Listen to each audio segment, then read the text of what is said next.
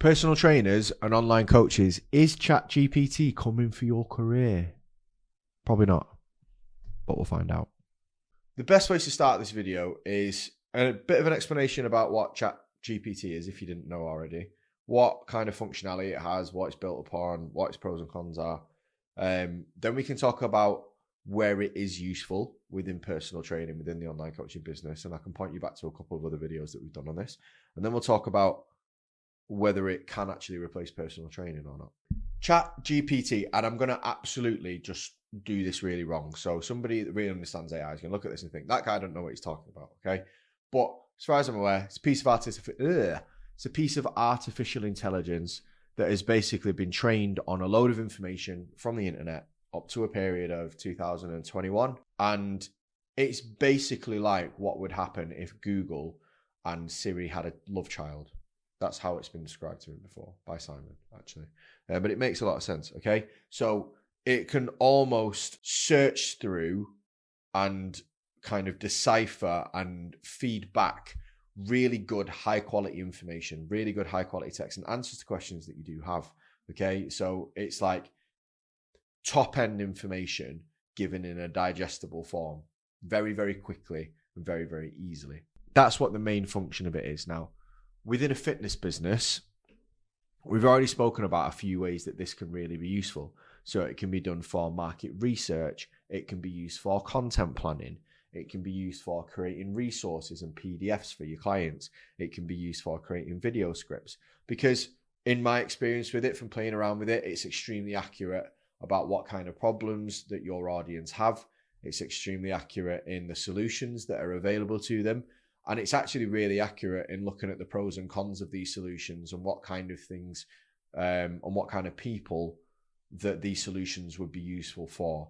It's very, very intelligent. If you haven't used it, look at a couple of our other videos that we've done on ChatGPT of how we've actually used it in practice, and then go and have a play around with it yourself, because it's a great piece of technology. It'd be really useful for your business, okay? And that's kind of how it works. Now, the cons of this is that at the moment, there's no real conversational element with ChatGPT.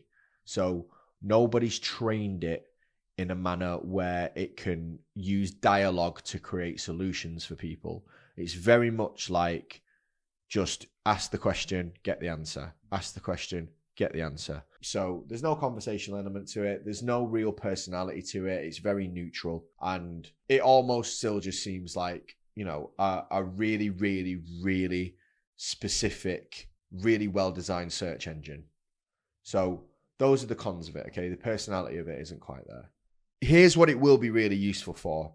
If people need information, which is already freely available on the internet, instead of having to go through and decipher a lot of junk information now, they can get straight to the point and they can get really good, detailed, accurate answers to their problems straight away. Now, there's going to be two issues with this. First of all, at the moment, is going to be trust, okay? There's no real trust in ChatGPT from the wider public, okay? Every Tom, Dick and Harry on the street, there is not a buy-in to the program yet. A lot of people that are obviously, you know, been using it for a long period of time trust it because they've verified the information against themselves. You as a coach will look at the information and you'll verify it against what you already know to be true. So you will be like, oh yeah, that's what I'd say. Or yeah, that's kind of my thought. So then you verify the answers. However, somebody who doesn't know the answers isn't going to be able to verify that against what they know. So then it comes down to trust. Do they trust the platform to give them the right answer? I do, as a person that's used it, because I've tested it against things that I, know the answers to, and it's come up with things that are pretty close to what I would say. But I know the answers.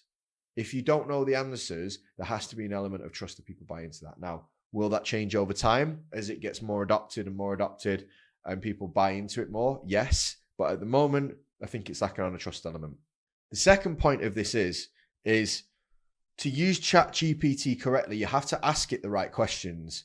And I believe to ask it the right questions to get the most out of it, you have to almost already know the answer and work backwards from that. People's ability to ask questions and ask the right questions that get the right answers isn't a massive skill that a lot of people have.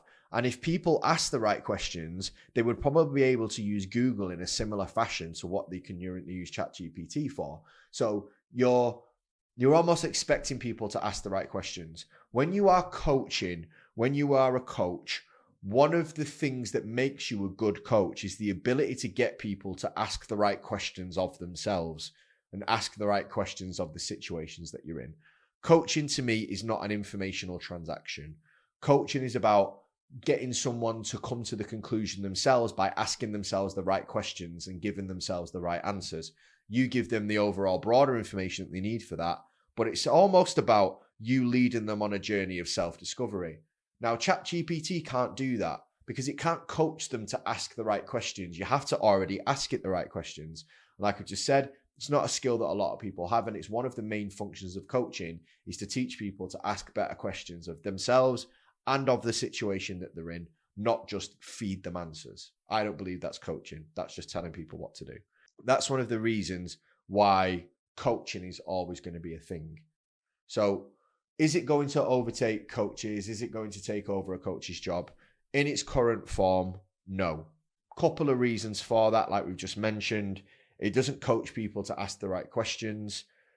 There's no personal buy-in to the information from the client. So when a client signs up with you, it's because they like you. It's because they trust you. It's because they think you understand their issues.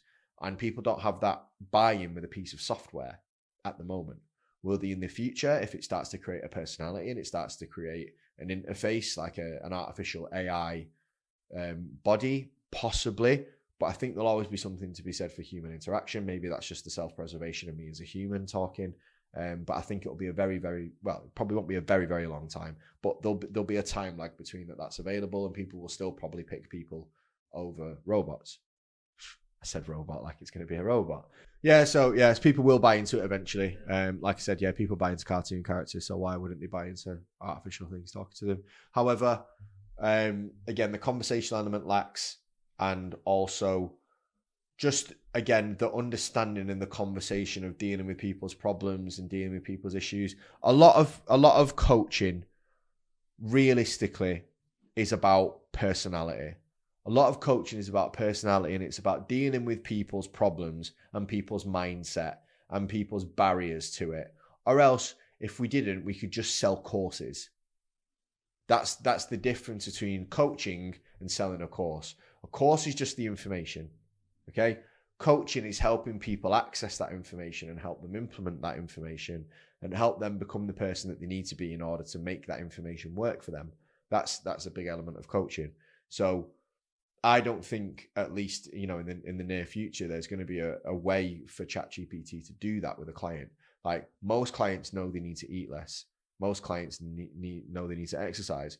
Most clients know that having a Chinese 3 times a week probably isn't going to help them get to the goals. Having a tub of ice cream every time they feel upset isn't going to help them get to their goals. But a reason why a lot of people struggle to lose weight is not information. There is a small portion of the audience that information is key. Accountability is another set of it. However, you could probably automate accountability, but people need to feel like they're being held accountable by somebody that they trust, or they don't want to let down, or has their best interests at heart. So that's another thing. And the final thing is, it's the dealing with the personal reasons behind why they're eating too much, why they're not going to the gym, why they eat every time they feel upset, why they order far too much food, why they seek comfort in food. And there's a lot of personal discovery and personal development behind that I think really needs to come from a really deep relationship with a client that obviously at the moment don't think a computer software can actually develop.